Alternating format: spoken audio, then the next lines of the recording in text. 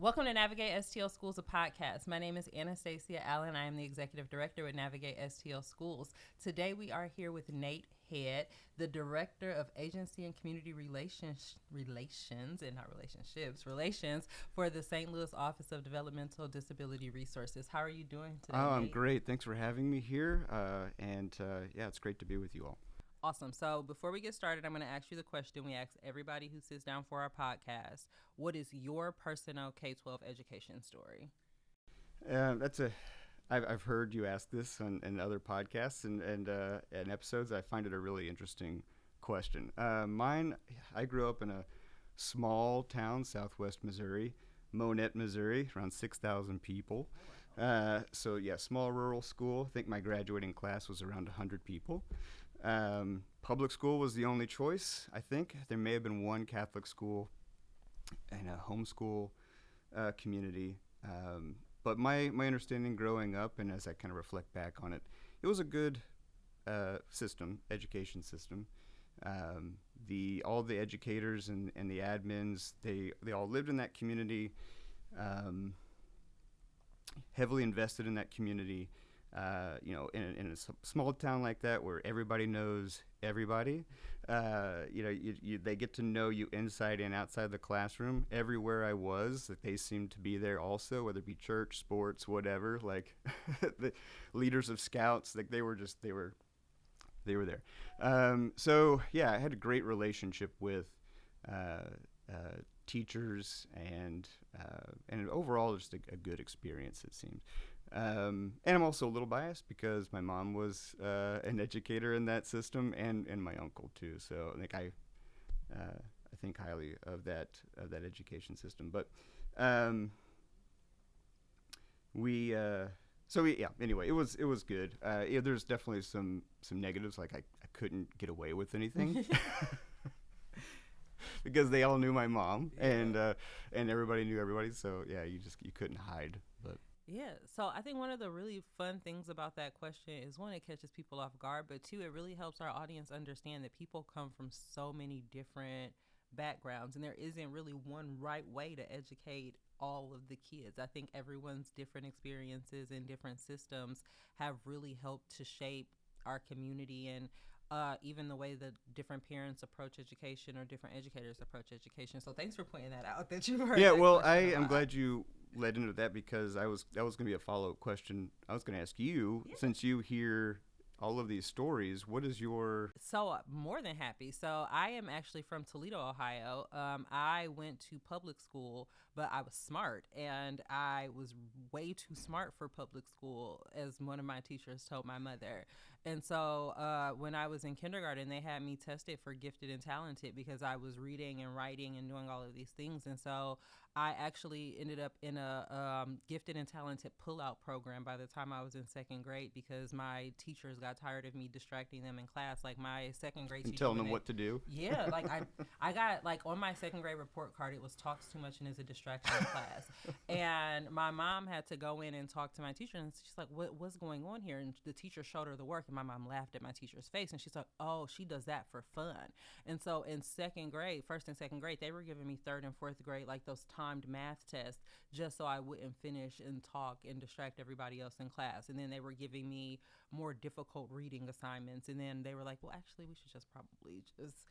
And when I was in elementary, they wanted me to skip a grade because, again, I was doing too much in class, and my parents were like, she's a weird kid. We should probably leave her here until she learns some social skills.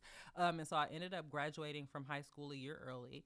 I had a full academic scholarship to The Ohio State University, and then when I got to The Ohio State University, I realized that I wasn't actually smart. I was just too smart for that curriculum. Nobody taught me how to study. Nobody taught me how to learn.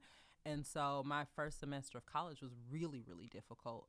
And that's on top of being away from home, dealing with racism, because like I came from a very insular community, and now we're dealing with people from all over Ohio and all over the world. And so it was really, at first I thought it was really great, like, because I learned a lot about myself. I built a lot of confidence. But in the long term, I often struggle with the concept of gifted and talented education because of that, especially in districts like the one that I was in, because they placated me. They were like, she's really smart, we'll give her these opportunities, and nobody ever really took the time to teach me. And so yeah, that's really my K-12 education story. Wow. Yeah. But hearing that, it reminds me of with both my kids when they were younger, going through elementary school. Like every year, we'd have to have these conversations with the teachers. Like, they're going to push you. They're going to try to tell you how to do your job. Like, you need to find more work for them. But no, that's really interesting. And I think it is. And I think for me, most importantly, it was my parents. Because if it hadn't been for my parents, they would have put me in behavior modification classes. And my parents pointed out to my teachers that I was actually doing too much. Like, I was just not engaged enough in class. So, and I think that informed a lot of the work that we do here, that sometimes parents know their kids, and sometimes while educators are really smart and they are doing all of the clinical and technical things that need to be done in the classroom, sometimes parents' voice really does matter in a child's education, and it can determine a lot about their outcomes. Yeah, I think some of those themes are going to pop up in today's conversation. So we had a representative from the St. Louis Office of Developmental Disability Resources on a previous episode, and we don't normally bring people back again. And so this is a really special opportunity, given the conversation that we just had, to talk about why we were bringing you back. A while ago, we embarked on building a relationship to help students with developmental and intellectual disabilities and figuring out how we can partner together. And we applied for a grant through your organization, and we received it. So thank you. Yeah, we're very excited about this. We're really excited also. And so I want to tell everybody a little bit about the project that we're doing, and then talk more about the ways that you guys work in the community and how we can connect more families to resources, especially families with intellectual or developmental disabilities. And so we'll be working in conjunction with your office and other community partners to produce a series of social media videos that are going to help parents figure out how to navigate the system, the education system, and some of the community resources as a new family with a diagnosis. And these videos will be on Facebook and Instagram, but also on our website. And they'll range from a myriad of topics, from one, what is an IEP, to, well, how do we get this implemented? Or what do these vocabulary words mean? Or how do we help our child navigate? Or how do we get connected with other families? And this is a first of its kind project. All of these organizations have their own websites and social media, but this will be one of the first times that it's brought together in such an accessible platform. So let's talk about it. Yeah. Well, so what was interesting, we met at a networking event. I was familiar with your organization prior to that, and through another project, helping families just navigate the IDD, or the Developmental Disability Service field. And so let me back up to our name, St. Louis Office for Developmental Disability Resources. Let's just call it DDR okay. for the rest of the episode. Yeah, that's a little bit easier. I got familiar with your website, the robust website that it is. It's a fantastic resource, and I've directed families, directed people, organizations to it. It's a huge help to our community, and so prior to us meeting, my office, we were aware of the challenges for families that they have with just navigating that DD service field, especially starting off when they're younger with first steps, and and they get into the schools and everybody's telling them different things, and there's all these different acronyms, and just that roadmap is can be confusing. I remember talking with a friend of mine. She has a couple of children with developmental disabilities, and she's smart, she's responsible, resourceful, on top of things, as a go-getter, and she struggles with navigating, and everything, and it can be complicated.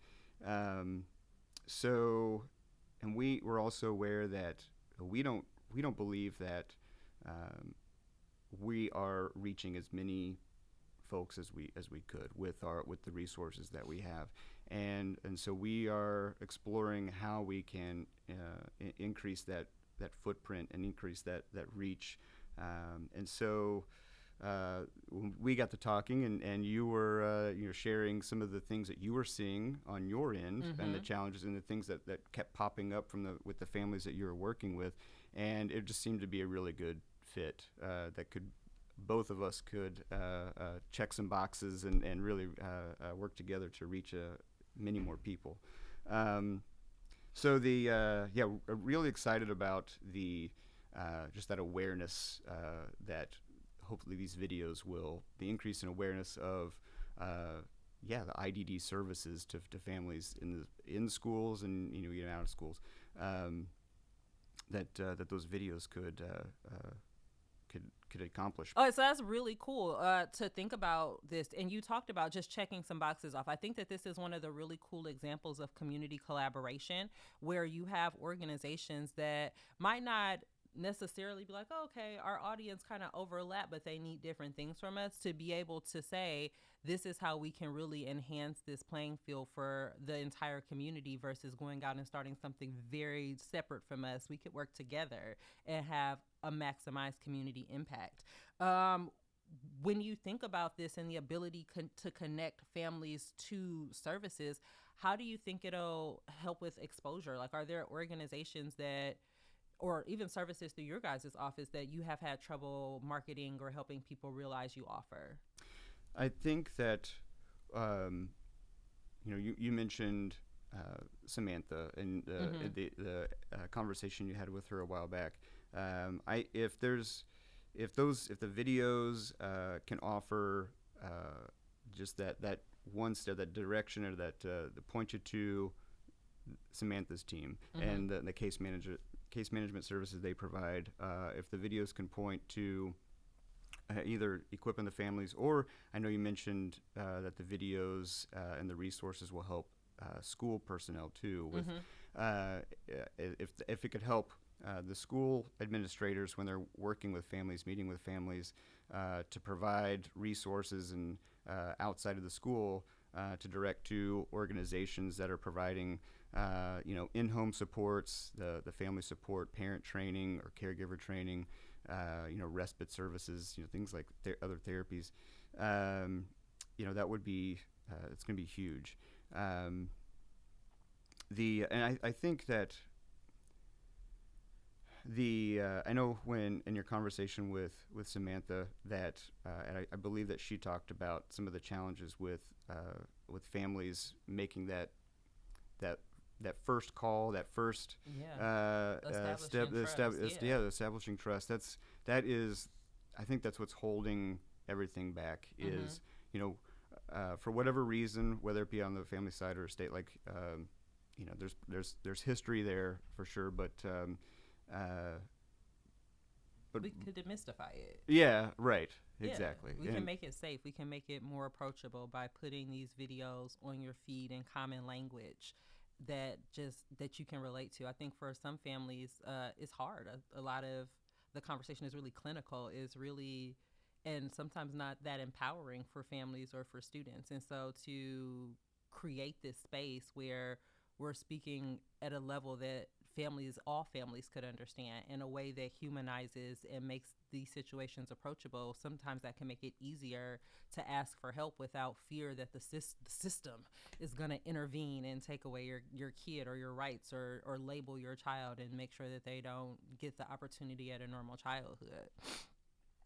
So there's been a lot of shifts in the way that people think about intellectual or developmental disabilities. Like 50 years ago, there were asylums and things, and people would just warehouse their kids, unfortunately. Now the education system has progressed. What are some of the changes that you've seen in recent time around just the way that we've shifted for families with intellectual or developmental disabilities? Well, I think going back to the first example of like 50 years ago or more, where it was a very isolated, removed from the community. I just had the epiphany that 50 years ago isn't as long as I thought. Yeah, it maybe was. we need to go 50 longer. years ago was like the 70s, 80s. Yeah. We are getting old. Okay. Yeah. 80 years ago. Yeah. Or more. It was centers, facilities, institutions that were removed from the community, out from the outskirts of town.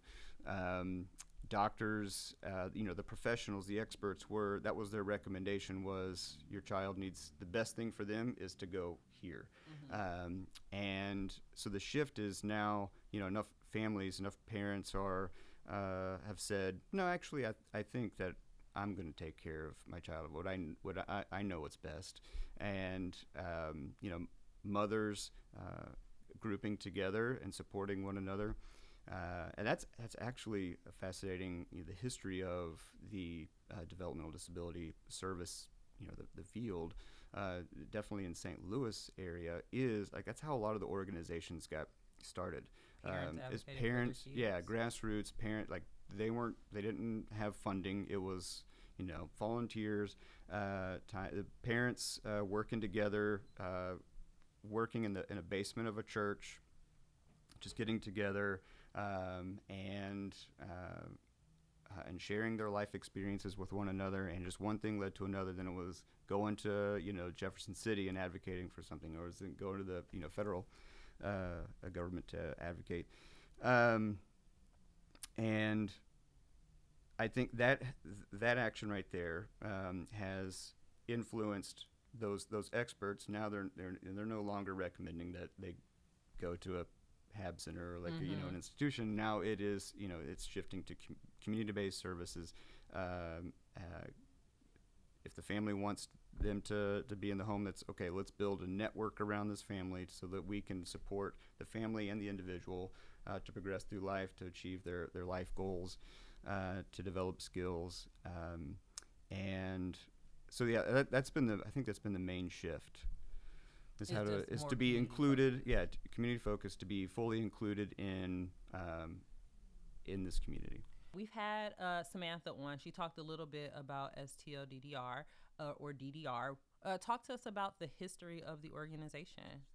So DDR is a local, it's a city tax supported funder, and so back in the 80s, actually goes back even further than that. In the 60s, Missouri passed the statute, that voters passed the statute that counties could approve to levy a tax, personal property tax, as well as a tax on real estate, that would be used to pay for programs for people with developmental disabilities.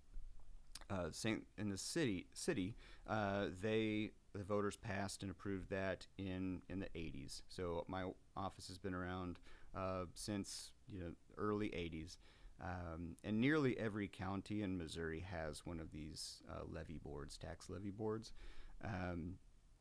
Our annual program budget, what we allocate towards to nonprofits and service providers, is over $6.5 million right now, and we reach that's supporting around 40 agencies, 80 programs, and we're reaching over 1,300 individuals directly. There's more than that, but directly it's over 1,300 folks. And what's really great about the St. Louis region is we are a very resource-rich, community. Mm-hmm. I mean, with St. Louis County right there, and St. Charles County and Jefferson County too, they all have boards just like ours, and we do a lot of the same stuff. And so going back 5 years ago, or a little bit more than that, we started working together to create this Eastern Region Alliance, and that is, even though we are 4 individual boards, with our own levy, with our own resources and our own missions, and but we fund a lot of the same organizations, and we have a lot of the same practices, and so we were like, let's let's try to streamline our processes so that it's a little bit easier for those organizations that are providing services across the region, and so they're not having to jump through all these hoops. So let's just make one hoop. And so we work really well and closely with St. Louis County, St. Charles County, and Jefferson County. And it's a great, like, looking into the Eastern Region Alliance, the process for creating that and how we work together, that collaboration, that partnership. One, it's contagious, and we're seeing the benefits. We've seen reduced administrative burden on our part and on our funded partners' behalf. We've seen it's easier for families. That collaboration is contagious, and it's leaked into our grantees, and that we've seen collaboration increase from all of our partners, and those silos that you hear about, like they're still there, but they're not as many, and so it's that's really great. But it's also a great example of how local governments can partner and work together. That it can be done.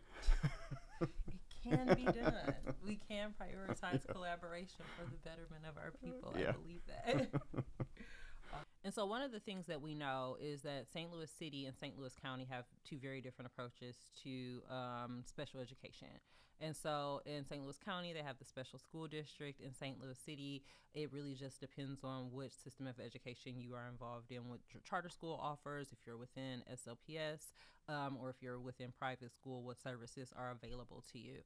One of the things that really excites me about what we're doing with these videos is that we're going to be able to kind of highlight each different system for parents. Would you say that through DDR you guys are streamlining more services, or is this an opportunity for parents to find a hub where they can then go out to different places with you guys? So they're definitely want to increase the partnerships among and in collaborations with our current grantees and our and they're really working well together. A lot of our grantees, they've been funded partners of ours for a long time. We have great relationships with them. They know the other nonprofits well. They're working really well together, and so I want to point out, like, the family navigators in the St. Louis region. They're a really great team. There's family navigators at Easter Seals, Midwest, St. Louis ARC, Sunny Hill, and UCP Heartland. And there's also a navigator at the Association on Aging with Developmental Disabilities. But they are a really strong network where you can reach out to one of them, call them, email them, and they will connect you to whatever services that you're needing, regardless of who the organization is. I think in the past it was a very competitive environment, and everybody wanted to keep the referrals internal, in-house, and didn't want to. Now, like, we're referring out and working really well with one another. So what I'm trying to get at is there's a term like "no wrong door" is a term that we're hearing. So it's we're trying to get to that point where if a family gets introduced with to, say, Easter Seals Midwest, they could get referred then on to services that St. Louis ARC provides, or some of these other providers, and really trying to make that roadway for families just not so complicated and confusing, that there's going to be somebody there with them along the way, just to hold their open doors, and and kind of guide them in their journey, and maybe even hand off to the next person, and it'll be trying to always make it like a good fit. I would say that's probably one of the things that I have admired most since being introduced to the intellectual disability community in St. Louis City is that while the education system is really decentralized, a lot of the organizations do work together to pass along referrals and share information and make sure that they aren't over capacity, that they aren't having families on waiting lists. If we can't help you at STL ARC, we'll pass you on to another organization. They might not be at this stage, but they'll help get you ready for the next stage until we have space to come back. And I think that that's really admirable, which kind of brings me back to a question. We received a grant from you guys to do these videos. How do other organizations apply for grants, or like what's the funding process if there is a new mom or a new organization that wants to figure out how to provide a solution in the community? So we have an annual grant cycle. The funding priorities are published and posted. We have we put on our website, Facebook, and then we email out. We've got a pretty robust network, and those are pushed out around November, December. And there's an application that's posted on their website. Usually, it's really helpful to just reach out and call me, email me, and we can have a conversation about what it is that they're wanting to do, and we can work through it to see if it's a good fit, and kind of work through some of those ideas.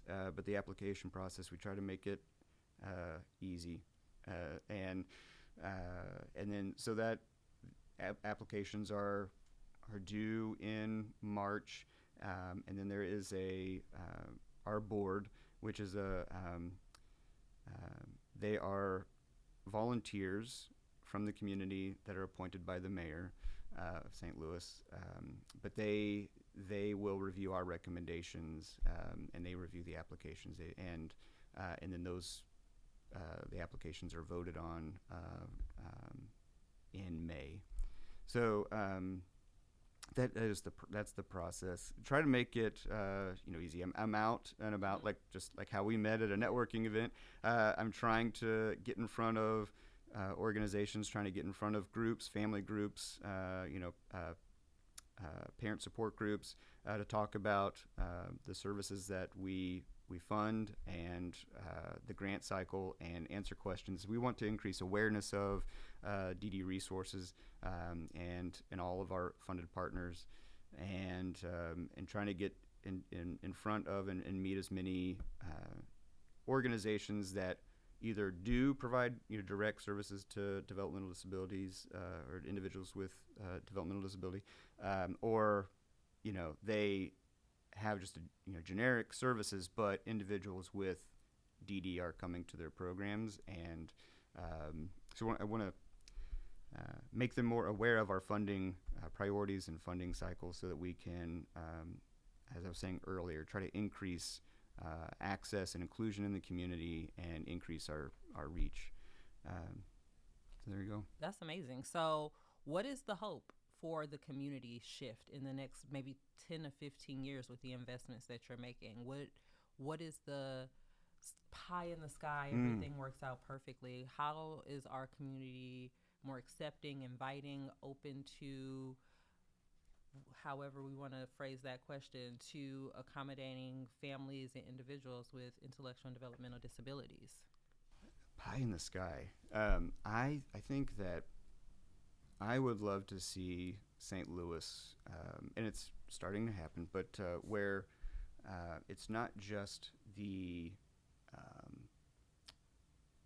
organizations that you would think of that are providing supports to developmental disability folks with developmental disabilities, that all organizations and businesses are thinking differently, how to make whether it be their facility, their institute, more accessible. Doesn't necessarily have to be ramps, but it could also just wayfinding and getting around the grocery store, and how to make their sites more accessible, more inclusive, how to make their hiring practices more accommodating, and even though other funders how what they can do to increase funding towards services for developmental disabilities, and almost increase those natural supports, that it doesn't necessarily have to be a paid staff person that is with that individual. I mean, it would be great if the community is more aware of individuals with developmental disabilities and how to support a person, or how to live, in a community with folks with developmental disabilities. And like, say a person is struggling at, I mentioned the grocery store, people could just step in and be like, oh, it's over here, Yeah. Be a good citizen. Be a good citizen. I follow a social media influencer who is intellectually disabled, or I think she might be actually in a wheelchair, so let me not say that. But anyway, she stated that COVID kind of really highlighted that when you create support for the most vulnerable people, your society really flourishes. And that was giving examples like work from home, or limited shopping hours for older people, or people with immunocompromising diseases, to shop at grocery stores and things like that. Like, we became such a caring and accommodating society during COVID. It's really sad to see some of it go away, but like, those supports really did make life better for all of us, and we were making accommodations for those that are our most vulnerable citizens. So I think that you're right. That would be amazing pie in the sky if in 15 years having an intellectual or developmental disability didn't automatically other you in society, and we were more able to support them, people with these I don't know, I don't like saying disabilities, with people with these other abilities, to just be regular everyday citizens. We were more compassionate as a society. My last question for you is, as a funding organization, as somebody who's worked in this community for a long time, as a St. Louis City resident, what gives you hope about the future, and how we move forward in this space? I think that when I was giving you my pie in the sky answer, and I mentioned that I'm starting to see it a little bit. I think that's what's giving me hope. That through all of over the past few years, the increase in our networking activities, and trying to make people more aware, the community, whether it be individuals or organizations or fellow funders, more aware of what we're doing. It's the relationships that I'm forming, and how receptive people are. I think that a lot of there's been I don't know how many TV series that have come up recently over the past few years on Netflix and whatever, about whether it be individuals with autism or other developmental disabilities, just functioning in life, and people are getting to see that side of the world, and are becoming more empathetic, and becoming more aware of, and wanting to make a change. So